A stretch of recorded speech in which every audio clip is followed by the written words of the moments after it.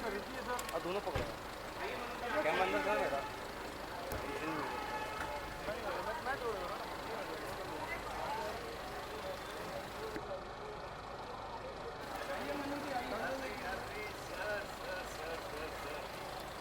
सामने देखिए मैम आप भी आगे ही थोड़ा मैम यहाँ पर देखिए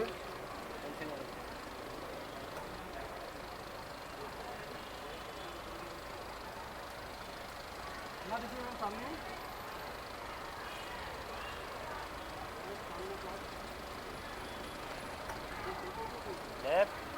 आइए सर आगे आइए आइए अरे आप पीछे बैठो सर।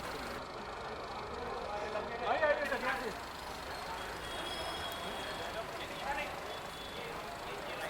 यहाँ से यहाँ से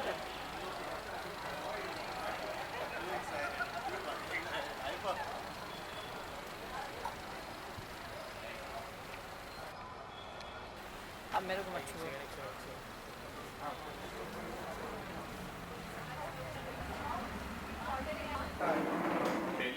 Delhi? What is Delhi? इधर सामने देखिए सर। सर मेरे कैमरे को भी देखो। सब राइट में सर आपके लेफ्ट में कौन दिख रहा है बीच में? अरे फोटो दे दीजिएगा तुझे यहाँ पर। इधर देखिए फोटो के सामने। हाँ देखिए मैडम देखिए परफेक्ट यहाँ देखिए सर चिल्ला क्यों रहा है भाई? आवाज़ ज़रा कम निकाल।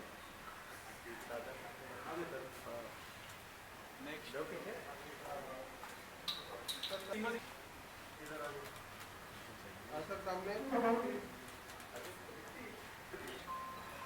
Thank you. आइए मैम हेलो हाँ शूट पे मैडम दूसरे सामने इधर और एक मैडम वन मोर पीछे करो सर आपके लेफ्ट में राइट है अरे आपने हो गया नेक्स्ट। रुकना यार। हाँ ये राकेश भाई आप भी एक साथ भाई अरे यार ऐसे ही रैंडम अरे आइए टीम के साथ पीआर अच्छा फोटो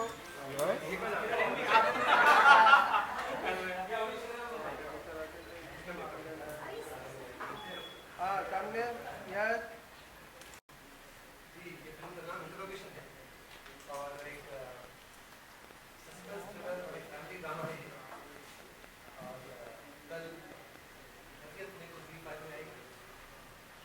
सर एक सेकंड सर ये बोलिए आवाज़ नहीं आ रहा है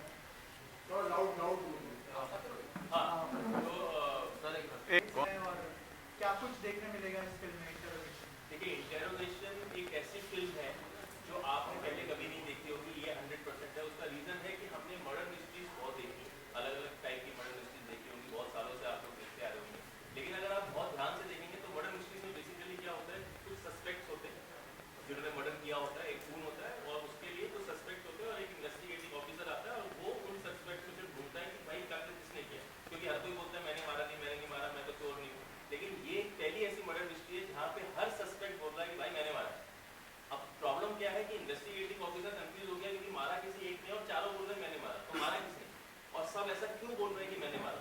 और जो भी बोल रहा है मैंने मारा वो कहता है कि जिसको मारा है वो हमारे लिए भगवान थे। तो फिर ऐसा क्या हो गया कि आपने मार भी दिया, वो आपके लिए भगवान भी थे, अब आप आके ये भी कह रहे हो कि यार मैंने मारा। तो ये सारी जो बुद्धि है, ये सारी जो क्यूरियोसिटीज आपके सामने आएगी फिल्म को देखते वक्त, ये देखने के लिए और मजा लेने के लिए आपको फिल्म को देखना है। और साथ में हमारे इतने अच्छे लेजेंड्स एक्टर्स हैं, राजपाल सर हैं, यशपाल शर्मा सर हैं और हमारा डेब्यूटेंट मनु है जिसने बहुत अच्छा काम किया है। मतलब आपको ऐसा फील ही नहीं होगा कि इसकी डेब्यू फिल्म है। तो इस सब को देखने के लिए ऋतुजा हैं और काफ़ी अच्छे एक्टर्स हैं जो आपको बांधेंगे भी। अजॉय ने डायरेक्ट किया है जो अपने आप में एक बहुत अच्छे डायरेक्टर है। निराली अगर आपने फिल्म के बारे में सुना होगा, मोहनलाल साहब की फिल्म थी जो उन्होंने बहुत अच्छे से बनाई। तो ये सारा एक कंप्लीट पैकेज है जो आपको इंटेरोगेशन में दिखेगा 30 मई को, यानी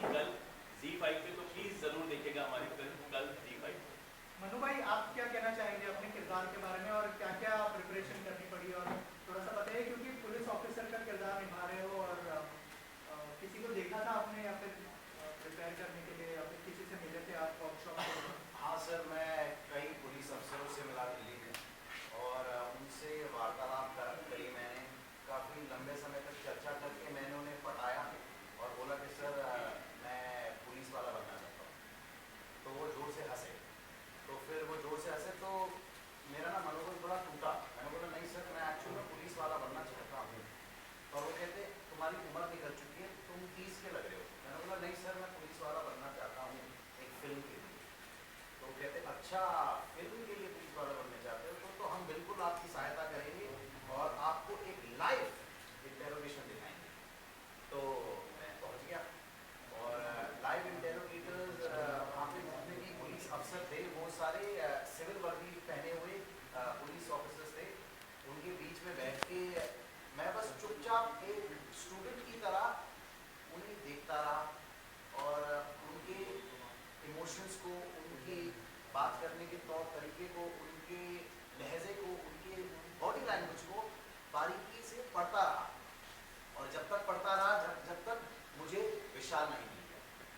और एक समय ऐसा आया जब एक पुलिस अफसर जो और ये हाल ही जब ये एक्चुअल इन्वेस्टिगेशन चल रही थी तो मेरे साइड में ही इनकाउंटर क्रिमिनल लेटा हुआ था, आधी टांग टूटी हुई थी उसकी।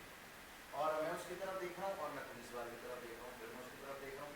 फिर वहाँ से एक पुलिस वाला आया और आपने ट्रेलर में भी देखा हुआ जैसे मैंने पैर रखा था उस पर, वो पुलिस वाले ने एक्चुअल में मेरे सामने कुर्सी के साइड में पैर रखा। और ये मैंने अग्रवाल सर को बताया। मैंने बोला सर देखिए मेरी पहली फिल्म है, मैं अगर कुछ चाहूँ, आपने इतना बड़ा मुझे रोल दिया है, सबसे पहली बात उसके लिए बहुत बहुत धन्यवाद। बट अगर मेरी एक छोटी सी भी रिक्वेस्ट होगी तो मैं ये कहूँगा कि मेरे कैरेक्टर की जो कैरेक्टर का जो इंट्रोडक्शन होगा फिल्म में वो मेरा पैर रखते हुए होना चाहिए, जो कि मेरी इंस्पिरेशन उस एक्चुअल इंटरोगेशन से ली गई थी। तो और सबसे पहले तो वो जो इंस्पेक्टर थे उनके लिए सर अगर आप ये इंटरव्यू देते हैं तो बहुत बहुत धन्यवाद। आपका पहला आपकी लात मैंने कॉपी करके मैंने उस फिल्म में वो लात लगाई है और कई किरदारों को मेरे किरदार ने लाते मारी। रुतिजा मैम, आप क्या कहना चाहेंगे अपने किरदार के बारे में? मेरा बहुत ही इंटरेस्टिंग और मिस्टीरियस कैरेक्टर है जिसका नाम है तारा इस फिल्म में। और जैसे कि ये 4 सस्पेक्ट्स है, she is one of the suspects in that film. ज़्यादा मैं रिवील नहीं करना चाहती अपने किरदार के बारे में क्योंकि जैसे ये सस्पेंस रिवील होता है वैसे उसके कैरेक्टर के बारे में भी रिवील होता है। वो दिखती एक है, कुछ है और भी, तो वो क्या है वो आप फिल्म देखते ही आपको समझ में आ जाएगा। But it was a very interesting character to play. और एक्चुअली मज़ेदार बात मेरे कैरेक्टर की ये है, इनफैक्ट मेरी कास्टिंग की ये है कि मैं 2 दिन पहले मेरा कास्टिंग हुआ था इस फिल्म में। एंड बहुत सी चीज़ें मैं धीरे धीरे समझ पाई जैसे हमारा शूट आगे बढ़ने लगा वैसे वैसे। सो मेरे लिए भी एक सस्पेंस रिवील होने जैसा ये शूट था और जिसके बारे में थोड़ा सा और इंटरेस्टिंगली बता पाएंगे क्या हुआ था एग्जैक्टली। बट या क्वाइट फन फिल्म। ये एंजॉय कर कि हमने जब कहानी सुनाई लोगों को तो हमने जब मेन क्लाइमैक्स है हमने सुनाई, बात करता है फिर भी ऐसा कोई एक्टर था जिसने इस फिल्म को ना कहानी सुनी, वो मुझे बहुत इंटरेस्टिंग था और कॉन्फिडेंस दिया उसने। और बाद में हमने काफ़ी वर्कशॉप्स लिए, काफ़ी हमने ट्रेनिंग्स की। उसके बाद जब सीन आया फाइनली शूट करने के लिए तो जो शौक था कि मुझे एक्टरों के चेहरे पे दिखाई दिया वो एक्चुअली बहुत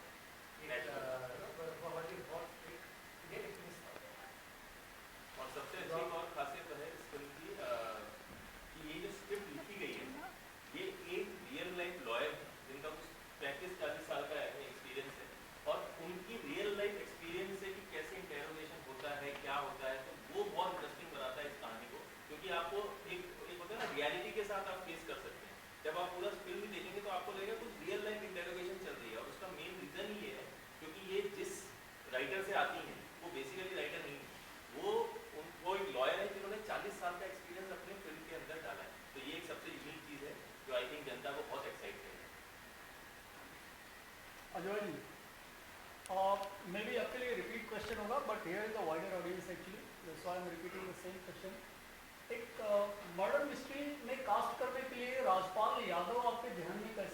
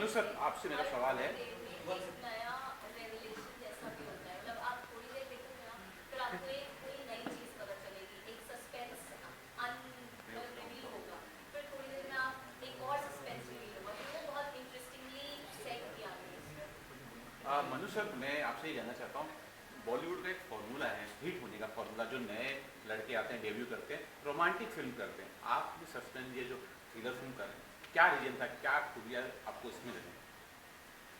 सर रीज़न मेरा यही था कि मुझे काम मिल रहा था। सबसे बड़ा रीज़न यही है कि मैं काम ढूंढ रहा था, अच्छा काम ढूंढ रहा था, अच्छी कहानियाँ ढूंढ रहा था, ऑडिशंस दे रहा था, भागा दौड़ी चल रही थी मेरी। और जब इस कहानी के लिए मुझे चुना गया तो एक कहावत है, बेगर्स आर्ट चूजर्स, तो वही था मेरा हाल कि मेरे पास कोई चॉइस नहीं थी but to be part of this, जो कि अब आप बोलें कि लक, टाइमिंग, बाकी सारी जितने भी सुपरस्टिशंस हैं, मैं तो यही बोलूँगा कि सही समय पर सही किरदार, सही रोल, सही ऑडिशन से मैं यहाँ पहुँचा हूँ। और कन्वेंशनल अनकन्वेंशनल, मुझे ये लगता है कि एक एक्टर जो होता है वो कहानी का इतना इम्पोर्टेंट पार्ट होता है कि without story, without a good story, एक अच्छा एक्टर भी कहानी को अलाइव नहीं कर सकता। जो कि पीयूष जी को देखा मुझे, जो कि अजय सर को देखा मुझे, जो कि प्रेक्षा मैम को देखा मुझे, जो कि ऋतुजा मैम को देखा मुझे, जो कि हमारे राजपाल सर को देखा, जो कि सबको ही देखा। तो मुझ पर इतनी बड़ी एक रिस्पॉन्सिबिलिटी थी कि मैंने ये सोचना छोड़ दिया कि मेरा एक कन्वेंशनल तरीके से चॉकलेट बॉय के रूप में इन फिल्म इंडस्ट्री में इंट्रोडक्शन हो, या मैं ऐसे जाना चाहूँ, क्योंकि मेरे लिए एक लुक से ज़्यादा मैटर करता है मेरी क्राफ्ट, मेरा अभिनय, एक्टिंग के लिए प्यार और कहानियाँ बताने का जज्बा। पीयूष सर, आपसे जानना चाहता हूँ सर, मैं जो देख रहा हूँ पीछे जो पोस्टर देख रहा हूँ, मुझे बड़े बड़े चेहरे दिख रहे हैं, लीड रोल के लिए नया चेहरा क्यों? ये बहुत ही अच्छा सवाल आपने पूछा कि एक तो सबसे पहले अगर आप मेरा फिल्मोग्राफी में देखेंगे तो मैंने कोशिश की है कि हमेशा नए लोगों के साथ काम करूँ। तो सबसे बड़ा मेन रीज़न ये है कि नए लोगों के अंदर एक फ्रेशनेस होती है, एक नई एनर्जी होती है, भूख होती है, जो आपको शायद जब लोग पुराने हो जाते हैं तो वैसे ही नहीं मिलती है। और सबसे बड़ी बात है कि जब आप एक नए इंसान के साथ आते हैं ना, तो आपके पास कोई इमेज नहीं होती उस किरदार में। आप विशाल को विशाल के रूप में ही देखते हैं, क्योंकि आपको पता नहीं होता ये कौन है, क्या है, तो आप बहुत जल्दी उस कैरेक्टर के साथ कनेक्ट कर जाते हैं। तो सबसे बड़ा जो मेन रीज़न था वो यही था कि ये हमारा जो लीड कैरेक्टर है कोई इमेज लेके ना आए और एक नई एनर्जी, नई फ्रेशनेस के साथ आए, ताकि पब्लिक को भी एक नयापन मिले और उनके लिए रिलेटेबिलिटी और कनेक्टिविटी ज़्यादा आसान हो जाए। इसमें कितने गाने हैं? अगर गानों की बात करें, गाने हैं? हाँ, इसमें सर गाने नहीं है। उसका रीज़न है क्योंकि गानों की ज़रूरत कभी थी नहीं, मतलब आपको इतनी ग्रिपिंग स्टोरी मिलेगी कि आपको फीलिंग नहीं होगा कि इसमें गाने हैं या गाने नहीं हैं। इसका शूट की बात करें तो कहाँ शूट हुआ है? मेजरली इसका जो शूट हुआ है वो लद्दाख और मुंबई में हमने मोस्टली शूट किया।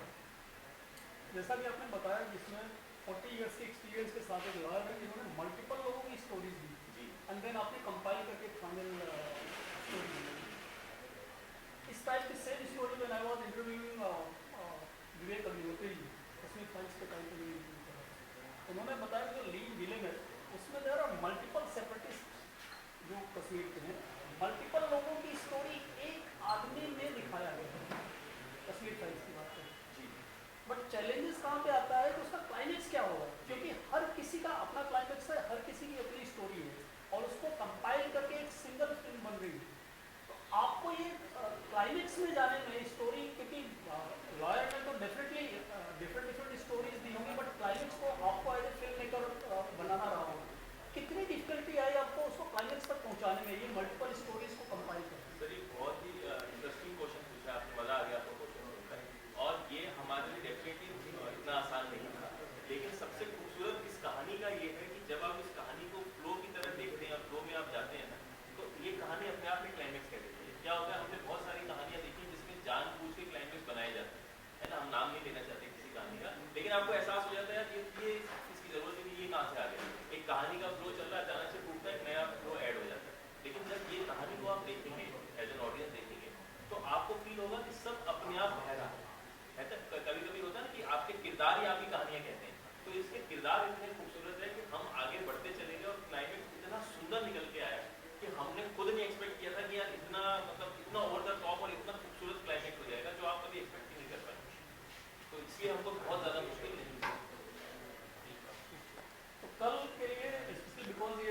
पे रिलीज हो रहा जी। है, थिएटर में होता तो डेफिनेटली प्रेस शो होता, बहुत सारे तमाम गेस्ट होते, प्रीमियर होता।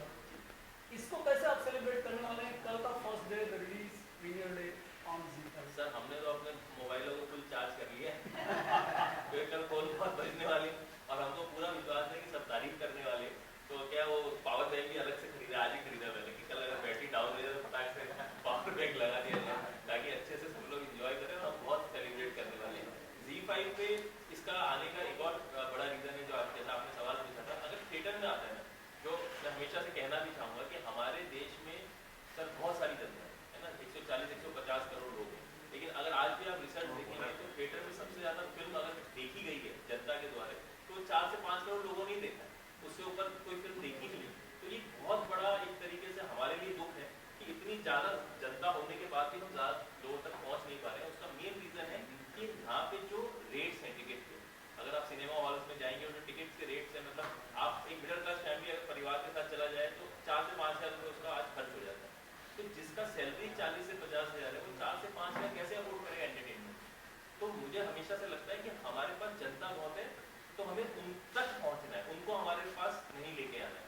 तो ये ZEE5 पे इसलिए हमने फ्री रखी कि आपको किसी को कोई खर्च नहीं करना है, कोई पैसा देना नहीं है, आप फ्री में फिल्म का मजा ले सकते हैं, एंजॉय कर सकते हैं। अगर इसको एक रिसर्च आपको बताऊं तो सिनेमा डे हम लोग बनाते हैं, आप सभी को पता होगा। सिनेमा डे पे पहले ही दिन 70 से 80 लाख लोग आते हैं क्योंकि उस समय टिकट प्राइस होता है 75 रुपीज़। लेकिन यही अगर आप जब फिल्मों आती है जिसके 500-1000 रुपये टिकट होते हैं, आप खुद जानते हैं कि क्या कितने लोग आते हैं और कितने लोग देखते हैं। तो आई थिंक हमको ना ये मॉडल थोड़ा चेंज करना चाहिए और हमको टिकट प्राइस अगर हम सही लगाएं तो बहुत सारे लोग आएंगे आज भी सिनेमा में और फिल्म बहुत अच्छे से चलेगी। इसके पीछे रीजन आपको क्या दिखता है? मल्टीप्लेक्सेस में सारे सिंगल स्क्रीन को टेक ओवर कर लिया। अभी मैं अपने 2 टायर सिटीज प्रयागराज जितने सिंगल स्क्रीन जो बचपन में हम used to see the film, वो सब मल्टीप्लेक्स में कन्वर्ट हो गए। एक बड़ा सा सिनेमा हॉल जिसको 3 टुकड़े करके छोटे-छोटे ऑडी बना दिए गए। आई वाज शॉक्ड कि प्रयागराज का द बिगेस्ट एवर स्क्रीन हुआ करता था। मैं वो चाहत में गया था कि सबसे बड़ी स्क्रीन पे देखूंगा, अंदर गया तो टीवी था। आई मीन उसको 3 पार्ट, सेम ऑडी को 3 पार्ट में डिवाइड करके मल्टीप्लेक्स नाम दे दिया गया। One of the biggest multiplex chain. ये जो बिग स्क्रीन व्यूइंग एक्सपीरियंस है ये तो खत्म होता जा रहा है, इनफैक्ट मोबाइल तक पहुंच गया है। इसका क्या हो सकता है? फिल्म मेकर आपने कभी ऐसा सोचा? बहुत सोचा है और क्या है कि यही चीज़ हो रही है कि देखिए जब आप अगर सिंगल स्क्रीन को पूरा खत्म करते चले जाएंगे ना, जैसे अभी आपने बोला कि सिनेमा होता ही था बड़ी स्क्रीन का एक्सपीरियंस, अगर आप वो छोटी स्क्रीन कर दोगे तो लोग कहेंगे हम टीवी देख लेते ना घर बैठ के, हम सिनेमा क्यों देख रहे हैं?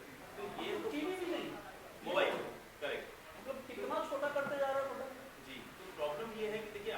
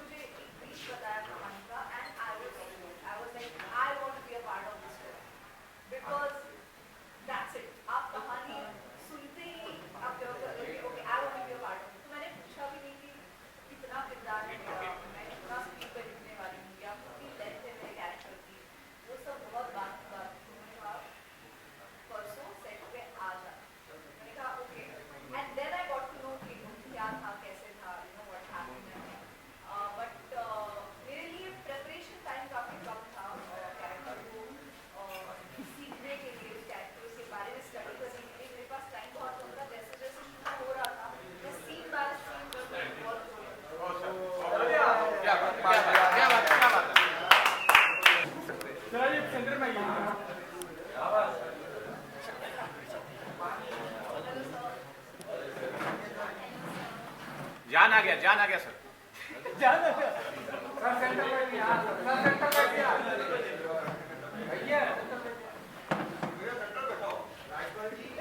ट्रैफिक में फंसे होंगे सर बहुत।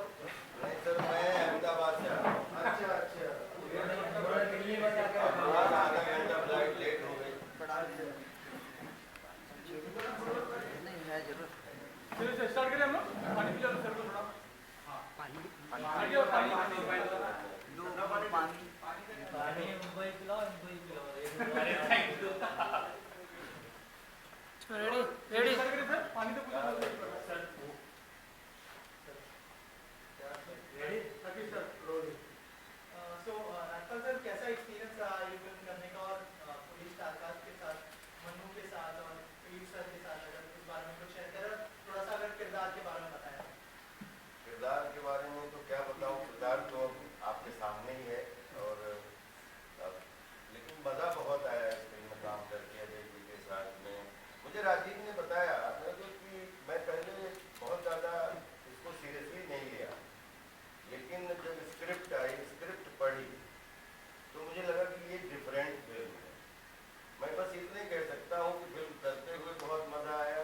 अजय जी ने बहुत अच्छे से, पीयूष जी ने हमारा जो ये आने वाला आप लोगों के सामने बहुत ही मेहनत की भाई ने, और इतना पूरी टीम ने यहाँ से लेके लद्दाख तक पूरा अपना खून पसीना लगाया।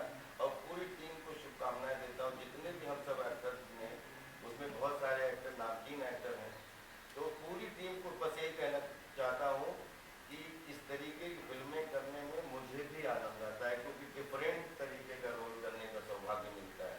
और इसमें जितने भी कैरेक्टर हैं, सबके अलग अलग रोल हैं।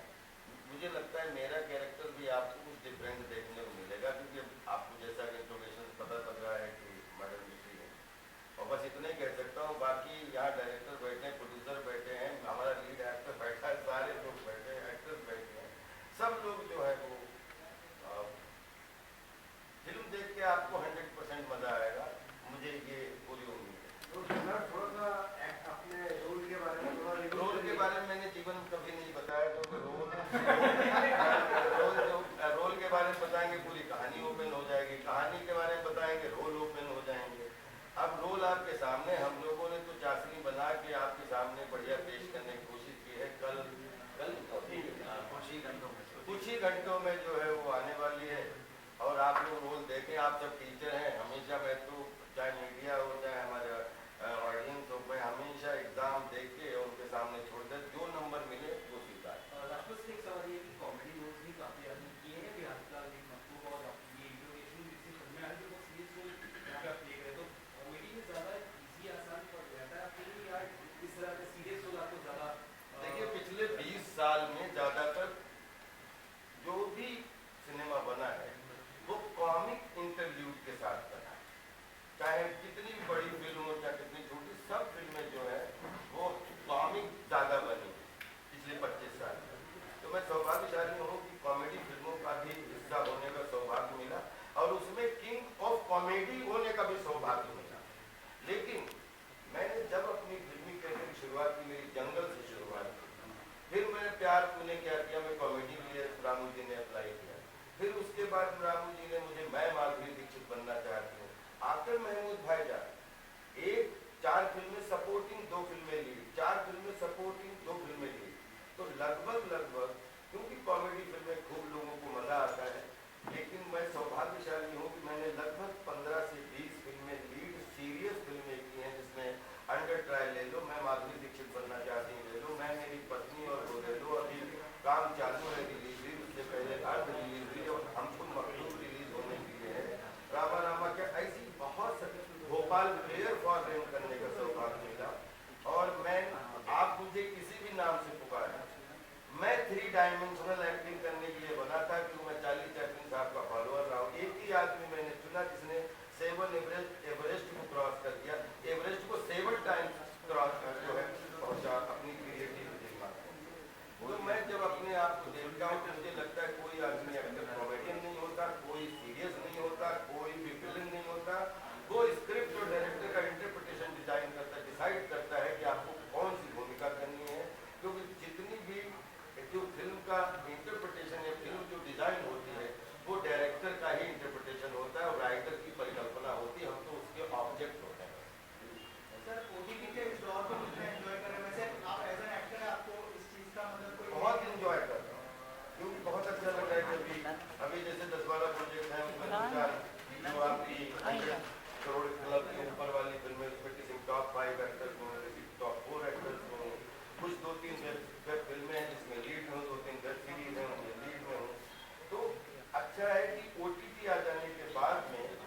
52 सप्ताह होते ब्रदर साल में, 500 फिल्में बनती, 10 फिल्में, 1000 फिल्में बनती हैं। अब किस किस को कहाँ पे जगह मिले? तो मुझे लगता है जो अच्छे कंटेंट हैं, कॉन्सेप्ट हैं, वो OTT के माध्यम से कितने एक्टर्स जो टैलेंटेड एक्ट्रेस हैं, टैलेंटेड एक्टर, उनको मौका मिला है। मैं सौभाग्यशाली हूँ कि 70 का हिस्सा हूँ।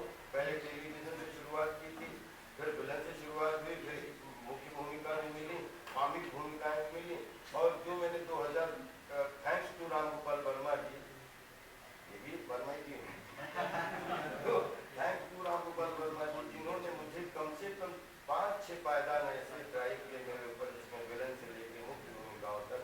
तो वो परंपरा मैं कोशिश कर रहा हूँ कि आगे भी बढ़ा कर रखूँ, कि कभी लीड, कभी सपोर्टिंग, और कभी वेब सीरीज, कभी ये OTT ने हजारों लड़के लड़कियों को, टैलेंटेड डायरेक्टर्स को मौका दिया है अच्छा कॉन्सेप्ट लाने के लिए। God bless them all. आपने तमाम फिल्मों में काम किया है, बहुत सारे जॉनर्स में, कॉमेडी में भी, हॉरर में भी, सब में किया है, बट जो पहचान मिली वो कॉमेडी। अभी किसी को अगर बताना हो कि राजपाल यादव किस जॉनर की फिल्मों में काम करते हैं, तो सिर्फ एक ही जॉनर लोग बता पाएंगे, दैट इज कॉमेडी। यहाँ पे पूरे बॉलीवुड में कौन सा एक्टर है जो बताओ आप पिछले 20 साल से कॉमेडी जॉनर में ट्राई नहीं कर रहा है? पिछले 20 साल से चाहे लीड हो चाहे सपोर्टिंग हो, everybody is trying to do comedy. और उसमें अगर 500 लोग कॉमेडी ट्राई कर रहे हैं और राजपाल यादव को पहचान उसमें भी मिल रही है, पहचान जंगल में भी मिल रही है। मैं माधुरी दीक्षित बनना चाहती हूँ, टॉप 7 एक्टर्स में बेस्ट एक्टर का नॉमिनेशन पाए एक छोटी सी फिल्म, तो इससे बढ़िया और क्या हो सकता है मेरे लिए? एक हाफ सेंचुरी में लगभग 500 चरित्र, 11-12 साल से लगातार एक्टिंग कर रहा हूँ, कभी थिएटर में, कभी नुक्कड़ में, कभी टेलीविजन पे, कभी फिल्मों में, और एक्टिंग भी करता चला रहा हूँ। जॉनर आप डिसाइड करो, हम तो अभिनय करने के लिए बने। क्या क्राइटेरिया होता है जब आप किसी भी किरदार को चुनते हैं? अगर मैं student, every day beginning day, every day learning day. मुझे लगता है 97 जब मैं मुंबई आया था, I was a Noon struggler. In 2025 I am a Noon beginner. अच्छा, फिल्मों में ज्यादातर होता है, अगर कॉमेडी की फिल्म में भी बात करें तो आपको इम्प्रोवाइजेशन का चांस ज्यादा मिलता है, ऐसा मैंने सुना है। ऐसा नहीं है, ये डायरेक्टर बैठा है, एक शब्द की भी इम्प्रोवाइजेशन नहीं किया, और अगर हम लोगों ने किया तो काट दिया। तो हम लोग कभी इम्प्रोवाइज नहीं करते, हमारी बाउंड्रीज होती हैं। जो अच्छा एक्टर होगा वो डिसिप्लिन ही होगा, वो डायरेक्टर के इंटरप्रिटेशन से बाहर जा ही नहीं सकता। हाँ, ये होता है कि डायरेक्टर है, आपने 2-3 तरीके से अपना रोल करके दिखाया, उसको जो समझ में आया उसने कहा यही मुझे चाहिए, वो तो होता है, उसी का नाम तो प्रैक्टिस है। ये बोलते हैं हम लोग किसी भी लेवल पे डायरेक्टर की बाउंड्री से बाहर नहीं जाते, नहीं तो इनडिसिप्लिन डायरेक्टर एक्टर हो जाता है। हम जो भी करते हैं वो डायरेक्टर की इंटरप्रिटेशन की बाउंड्री में, उसके मकान में ही रह के काम करते हैं। But still being a senior artist, इतने I am not senior, I am just beginner. क्या बात है? आपका इनपुट मायने तो रखेगा ही हमेशा, एक सीनियरिटी का एक नहीं, कोई सीनियर जूनियर नहीं होता सिनेमा में स्पेशली। जैसे आप अगर कोई बिजनेस करते हो, 20 साल से बिजनेस कर रहे हो, तो 100% माननीय बच्चन साहब से एक दिन बात हो रही थी, उनसे ज्यादा सीखने को किसको मिल सकता है? जो अभी भी कहते हैं कि मैं रोज सीखता हूँ। एक्टिंग में आप 90 साल के भी हो जाए साहब, आप स्टूडेंट हैं, क्योंकि हर रोल नया, हर फिल्म नई, हर डायरेक्टर नया, और हर डायरेक्टर का इंटरप्रिटेशन अपना अपना। तो हम लोग जस्ट कोशिश करते हैं कि जो भी हमें काम मिले, चाहे छोटा काम मिले चाहे बड़ा काम मिले, उसमें मेरी ईमानदारी प्रॉपर दिखनी चाहिए। डॉक्टर सर, आपने अब तक की जर्नी में सारे तो कैरेक्टर कर लिए, कोई बचा नहीं है। पांडव भी 45 साल के बाद ही मतलब रण क्षेत्र में उतरे थे। मुझे लगता है अभी तो मेरा जन्म हुआ है।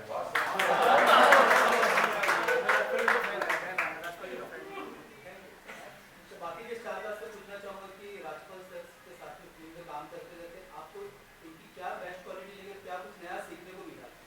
Start to end, this side to sir, मैं तो मतलब सौभाग्य मिला तो अगर राजपाल सर ने हमारी फिल्म के लिए हाँ बोला, वही बहुत बड़ी बात है। इनको देखते हुए बड़े हुए हैं, मतलब ये तो एक ऐसी बात है कि जिसके कहते हैं ना, शब्द ही नहीं है हमारे पास।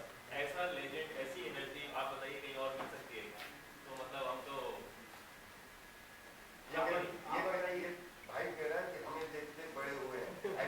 नहीं देखते हम खड़े हुए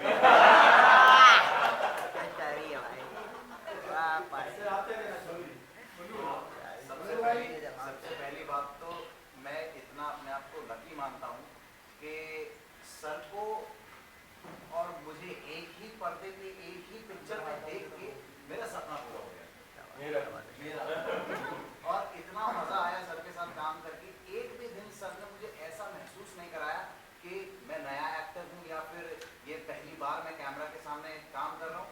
सर ने इतना कंफर्टेबल फील कराया मुझे और उसी वजह से मैं सर के साथ खेल पाया। जैसे सर ने बोला हम अभिनय करना चाहते हैं और जिंदगी भर मरते दम तक हम सिर्फ एक्टर हैं, एक्टिंग ही करेंगे हर जॉनरा में। सर के साथ हमने एक्टिंग करी और यही एक्सपीरियंस मैं चाहूँगा कि मैं अपनी लाइफ में सदाबहार याद रखूँ कि मेरी पहली फिल्म जो थी वो राजपाल सर के साथ थी। मैडम आपका क्या है? मैं भी दोनों के बारे में एक चीज कहना चाहता हूँ कि सच में जेन्युइन इतनी लड़के ने मेहनत की। मैं इनके सामने नहीं बोल रहा हूँ, लेकिन ये सुबह से सेट पे जाते थे और कभी भी एक लाइन नहीं भूला और लास्ट पूरे शाम तक ये आदमी अपने कंसंट्रेशन में रहा। God bless him. अब मैं चाहता हूँ इसके लिए तालियां बजाएं। आपका एक्सपीरियंस कैसा रहा राजपाल सर? मैं तो बहुत बड़ी फैन हूँ। मतलब मैंने सारी बचपन से देख रहे हैं। बात तो सच है। और मैं सर बताऊँ तो मैंने जब सर ने मुझे क्या क्वेश्चन मैंने पूछा नहीं था कि फिल्म में कौन एक्टर्स है, कास्ट कौन है। मैंने कहानी मुझे पसंद आ गई and I was like I want to do this film. मैं जिस दिन सेट पे पहुंची और मैंने राजपाल सर को देखा, I was like, oh my God, because मैंने इनको सिर्फ स्क्रीन पे देखा है, मैंने इनकी फिल्में देखी है। मैं इतनी बड़ी फैन हूँ इनकी और मैं इनके साथ स्क्रीन शेयर करने वाली थी। मेरी बहुत बड़ी बात है। उनकी एक्साइटेड, नर्वस एंड बहुत मजा आया आपको इनके साथ काम करके। राजपाल जी, क्या हेरा फेरी में आपकी ऑडियंस पप्पू को देख पाएगी? I hope so.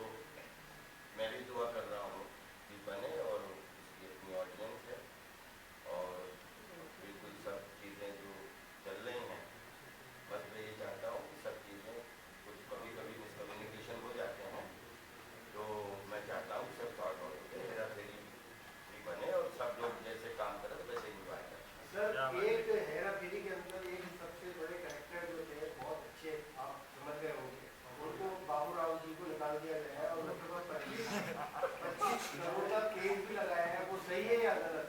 मुझे कोई नॉलेज नहीं है क्योंकि मैं बाहर था और जेन्युइनली बाहर था और जब तक हमारी सब पूरी टीम से बात नहीं हो जाती, हमारा एक 20 साल से एसोसिएशन है, जब तक हम सबसे बात ना हो जाए तब तक मैं कुछ भी कहने में असमर्थ हूँ क्योंकि मुझसे ज़्यादा अच्छा प्रोड्यूसर डायरेक्टर वो लोग सब लोग बोल सकते हैं। मैं एक हिस्सा था, हिस्सा हूँ और फिर मैंने भी हिस्सा रखा। Thank you thank you. Film में मैसेज देती है तो आप ऑडियंस से क्या अपील करना चाहेंगे? वो ऑडियंस आए और क्या बस इतना कहना चाहता हूँ कि फिल्में जो हैं वो रियलिटी नहीं है, फिल्में रियल नहीं है। Reel is illusion of reality. तो जिसमें जिसको मनोरंजन मिल जाए तो वो मनोरंजन ले ले, जिसको मीनिंग मिल जाए वो मीनिंग ले ले, लेकिन फिल्मों को दिल पे आप अपने ब्लड सर्कुलेशन बढ़ाने के लिए आप उनको देखें और मन को खूब खुश करें। बाकी फिल्म जो है वो रियल नहीं होती, लेकिन रील इतनी अच्छी बने कि रियल जैसी लगे, बस यही कोशिश हो। Okay, thank you thank you thank you thank you.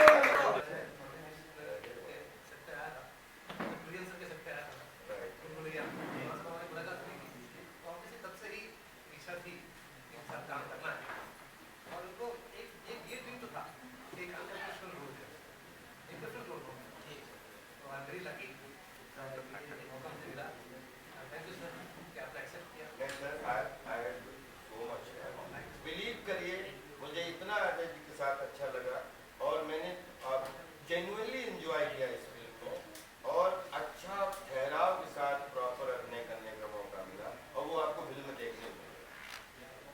Okay, thank you sir, thank you so much. Thank you so much आपके सामने